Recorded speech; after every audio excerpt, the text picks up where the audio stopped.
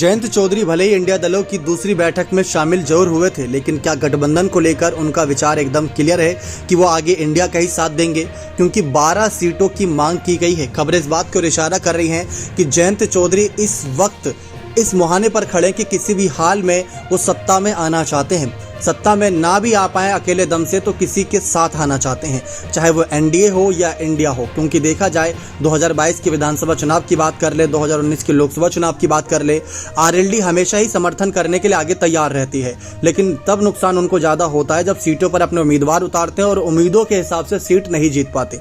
वही हाल कुछ बसपा का भी है, मायावती की पार्टी का। मायावती भी लगातार उम्मीद जता रही है कि अब फायदा होगा।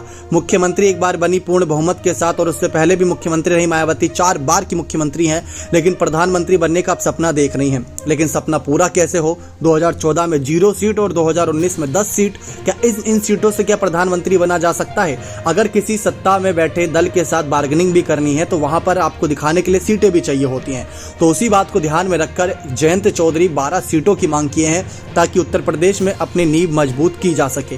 पिछले चुनाव में 3 सीटों पर, इस चुनाव में 12 सीटों पर। अब पेच जहां फंस रहा है वो ये है कि अखिलेश यादव भी अपने प्रत्याशी उतारेंगे, और जिन सीटों की मांग की गई है उन्हीं सीटों पर अखिलेश यादव के प्रत्याशी उतारे जाते हैं। तो ऐसे में अखिलेश बलिदान देंगे नहीं।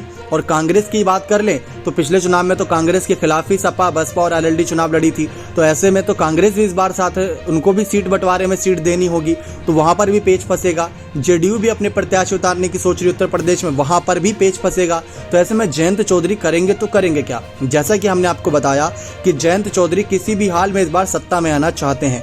सत्ता में अपने कुछ मंत्रियों को आगे करना चाहते हैं, कुछ नेताओं को मंत्री बना देखना चाहते हैं। जैसा कि आप जानते हैं किस तरीके से एक समय था आरएलडी पार्टी का दबदबा हुआ करता था। किसान हो गए, जाट समुदाय हो गए, तमाम इन सब का समर्थन बहुत मिलता था, लेकिन धीरे धीरे वोट परसेंटेज खसक रहा है। उसी को ध्यान में रखते हुए जयंत चौधरी वापसी का डंका बजाने के लिए तैयार हैं। अगर इंडिया दल में उनकी दाल गलती है तो ठीक है, और एनडीए में तो बहुत कम ही चांसेस है कि उनको 12 या 6 सीट भी मिल जाए। 3 सीटों पर आकर फिर गाड़ी रुकेगी। तो एक आखिरी ऑप्शन बचता है मायावती का तीसरा मोर्चा। अगर मायावती की पार्टी की ओर आते हैं तो उनको भी समर्थन मिलेगा।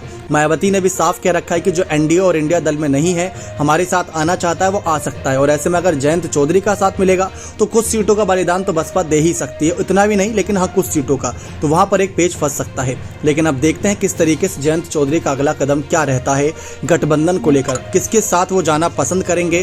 क्या वो इंडिया के साथ ही रहेंगे अगर उनको कम सीटें मिलती हैं तो भी, या फिर ज्यादा सीटें मिलती हैं तो भी? ये देखना दिलचस्प रहेगा। बने रहें चैनल के साथ। बहुत बहुत धन्यवाद।